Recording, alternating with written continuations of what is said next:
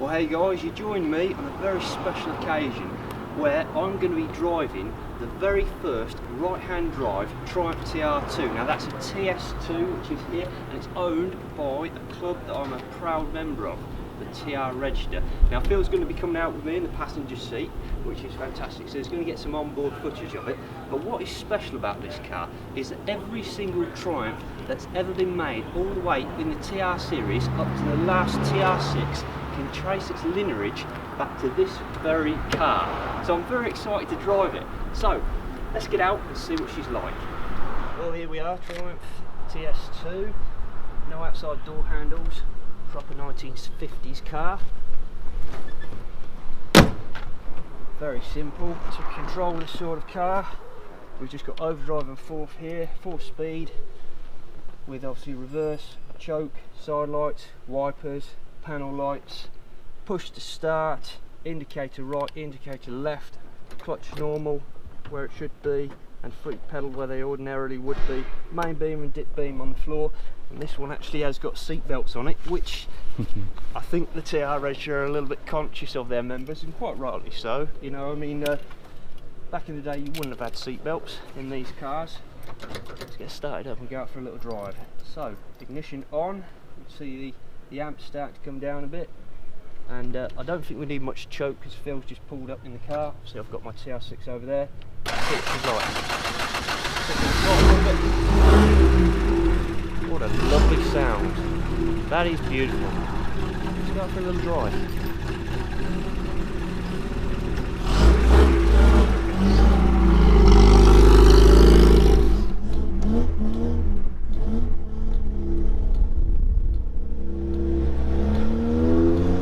The indicators aren't self-cancel on this car, you have to do it manually.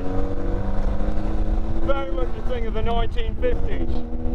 Beautiful noise out the exhaust there. Something else to note, she's got a fly-off handbrake. That means that when I pull it, click the button, and I physically have to just let go of it for it to fly off. It's a very old-fashioned thing. She goes really well. I think the engine was rebuilt quite recently by TRGB, a company which I think, you know, do some fantastic work to Triumphs. Look them up if you're in the UK and you know, recently got into Triumphs. Very much supported by the TR Register.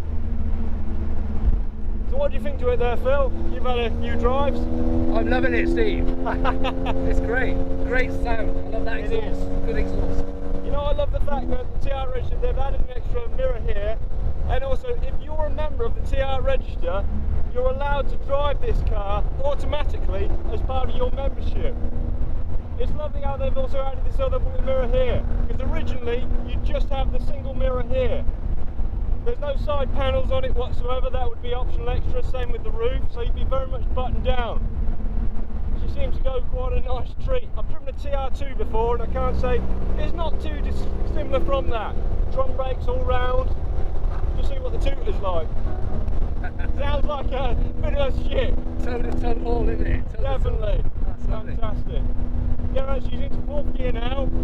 Overdrive engaged. Now this is very much my first time driving this car. I've never driven it before. So what you're seeing me talking about is exactly first-hand knowledge of TS2. These roads I know quite well, so I know how to take them. They're also great roads for a classic car, aren't they, around here? They are, yeah. Down a bit.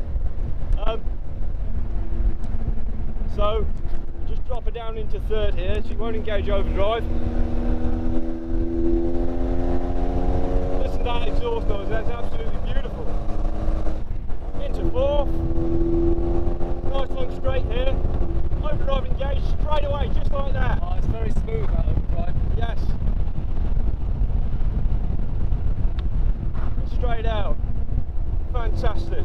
We'll get some driving shots. Here's see the car in lights. It gets a lot of attention tonight. Oh yes, that's right. This is very much an era where the speed limit in the UK wasn't a thing. So it's nice to drive something a little bit different. Now I'm used to more 60s cars than 50s, but lovely machine. The thing is, you don't need to go really fast to have fun in it, do you? Just throw it around. Well, exactly, you know, I mean, they say that very much in also the motorcycle world, that you can have as much fun on a 125 motorcycle as what you can on a 650. Yeah, absolutely right, yeah. So, the great thing is about a car like this is that it's top-down motoring, but you can enjoy the speed limit, but the full rev range of this car within the legal speed limit. Unlike something like a Bugatti Veyron or something like that, where it's impossible to fully enjoy what that car can do, something like this, you can, and you can do it legally. So classic cars are great, really, aren't they? Yeah.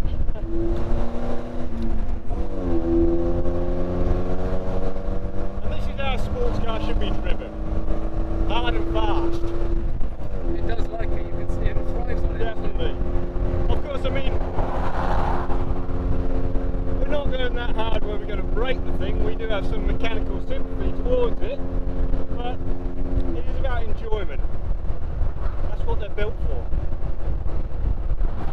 So, This is an acceleration. a nice little acceleration that we're going to do here because clear open road. We're down into second gear. Yeah.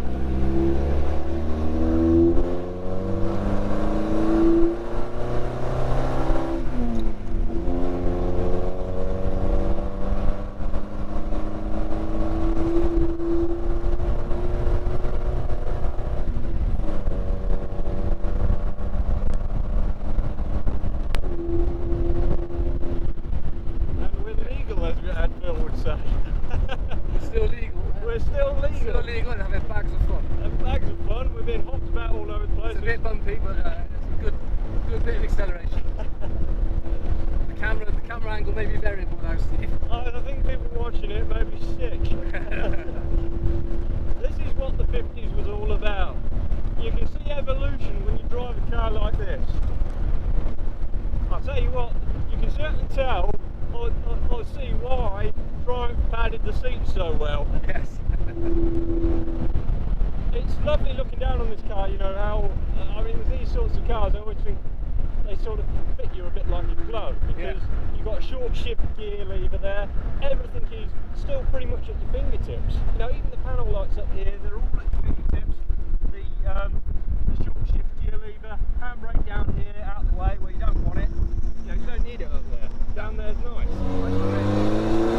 Yeah, I love that noise. I love that noise. I love that noise.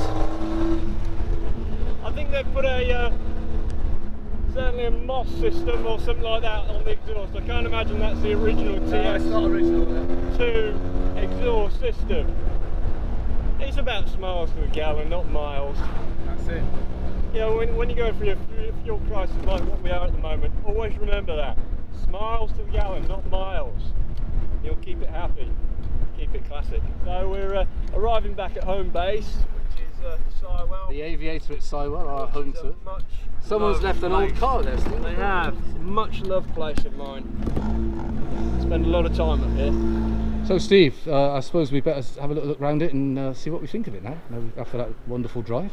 It's absolutely fantastic. You know, I mean, it's a bit sad to say goodbye to TS2. Hopefully we'll catch up at some point soon, but I tell you what I love about these old 1950s cars and 1960s, you know, it's just like how low the door is that your knuckles are virtually skinning the floor. Yeah, it's quite a style feature, that, isn't it? A styling feature. And you really are feeling that you're part of your motor in here, you know. Yeah.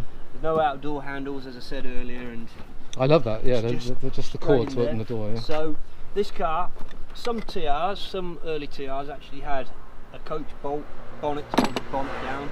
TS2 doesn't have that, which is cool here.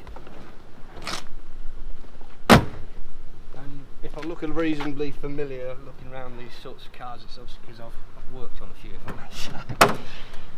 But this is the first of me driving this one, and look at that. What a beauty. What an absolute beauty. It's nice and tidy in there, isn't it? Done a good job. Engine's obviously a little bit hot now because we've had a thorough drive. We have, yeah. Well, it's had a little, little run, as it should. So that's a lovely 2 litre lump, running twin SU carburetors. I imagine that she's still running on points. I'm quite surprised. TS2 is still running on Yeah, points. I mean, points are good if you just, it's That's like right, you and said I earlier, wanna it's prove that maintenance, to you. that's all. Look at Yeah, that. yeah, yeah. They're still Proper running kit on as it should be. points. So that is fantastic. You know, for doing a tour around the United Kingdom, I'm very impressed with the TR Register for doing that. You know, trying to keep this car original. You know, it's all there, and she looks fantastic, and she drives fantastic too. Yeah, and also a very sort of durable car, really, because it's been driven by loads of people over thousands and thousands of miles around the country. Definitely. We've enjoyed having it here at Nen Valley, haven't we, in the club? It's been We fantastic. have. So I'm going to lower down the bonnet now because Yeah. I'll be gone away in my own all looking at this. Cause Yeah, we'll never get him into the pub for a pint at this rate. That's the problem. That's the problem. But when you look at it and you compare it, TS2 here, imprints there, Yeah. and you compare it to the TR6, and they're absolute worlds apart. But it's just wonderful to see how this came from this, or how this came to be this. Mm. You There's know, a world of difference, you actually, can isn't there? see And yet so much is the same, the DNA is in there, it's isn't the it? same. And even like if I just go and sit in my own TR6 here, whole different ball game. Instead of having your arm half out the window there, your arm's a little bit more higher up, but it still follows the same philosophy as TS2. All the controls are at your fingertips, Mm. and that is lovely. It's just, you can really see progression from the 1950s to 1969, which is when the TR6 was introduced, and 1976 when the last one left the production Yep. line. So anyway guys, I hope you've enjoyed my little experience with TS2 and my day out today, because I've absolutely loved it. I've taken her out on a very good drive, and it's been an absolute pleasure to be part of the TR Register. If you've got a TR6 or a TR5 or a TR2 or anything Triumph in the TR range, do consider joining the TR Register. They're a great bunch. Absolutely. And I absolutely have loved being part of them, and I'll continue to be a member as long as I own Triumphs, because they're such an encouraging group. There's a lot that they give you back when you put a lot in. But anyway guys, don't forget to like, comment and subscribe, and I'll see you guys in the next video. Take care. Cheers, Steve.